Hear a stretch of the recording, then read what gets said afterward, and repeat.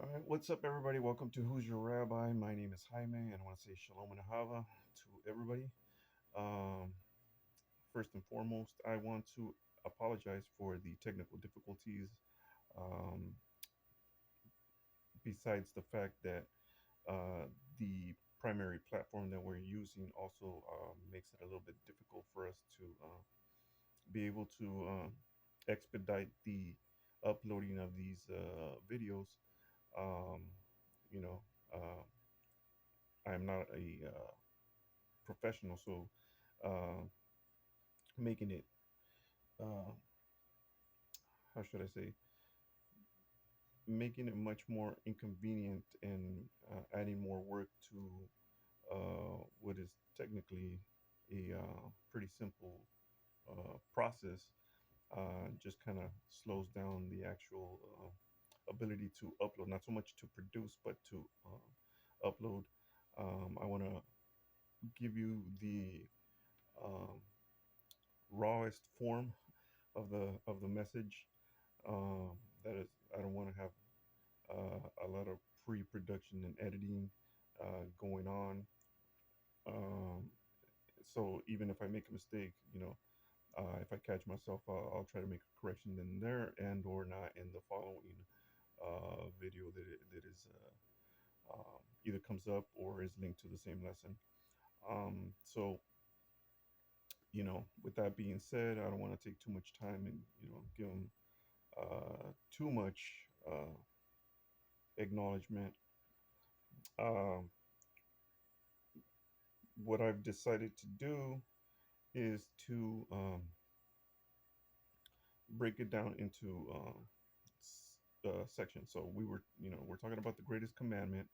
Um, like I said, Jesus actually breaks it down or summarizes it, uh, but not only answers with one, but with two. And so we want to see where those two, um, or what those two actually entail, right? And so the key to the whole understanding of those two commandments and even the Torah as a whole and the teaching of Jesus and his followers, um, you, you know, down the line, uh, we want to um, break down the teaching and see where it fits in, even as of today and the modern variations or interpretations of the groups that branched out of those movements. So, um, like I said, we were um, in the middle of starting to explain the actual 10 words, um, which in Hebrew actually is called the Aseret ha-divrot, and actually dibrot. I'm sorry, Aseret ha-divrot, and literally it means the 10 words, right? And so in uh, the Greek, coming from the Septuagint, um, it was translated into decalogos, right? And so decalogos literally also means 10 words or 10 sayings, 10 matters, and it is a proper rendition. And we got to remember that the Septuagint itself is a Jewish source, right? So it's a Jewish translation by Jewish writers or scribes, I should say, um, for the Greek speaking,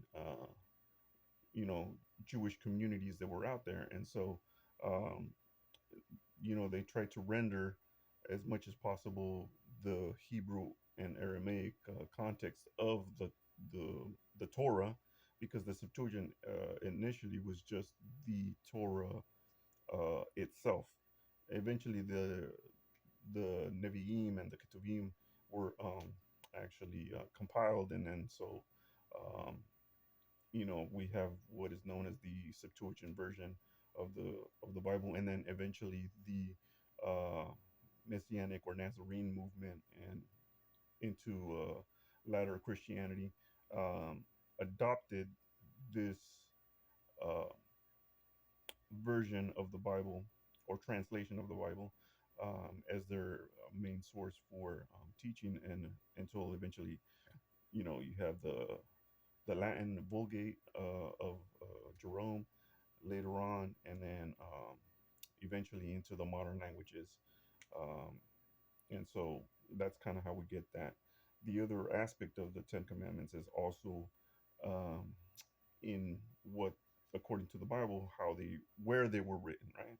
And that's the it says that it was written in two tablets of stone, and it was written by the finger of God, right, and given to Moses the first time around, and then the second time around, God has to or tells Moses to cut out uh, two tablets of stone, and then bring them up with him, and those are the ones that end up going into the Ark of the Covenant.